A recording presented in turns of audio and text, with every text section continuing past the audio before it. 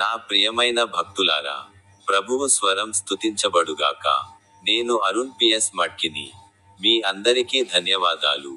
ఈ రోజు జూలై 2వ రోజు, 2025 సంవత్సరం 7వ నెల.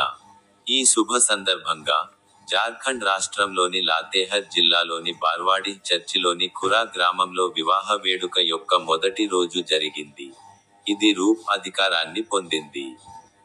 బైబిల్ వచనంపై ఆయన తన మాటలలో ఒకటి ఇలా అన్నారు.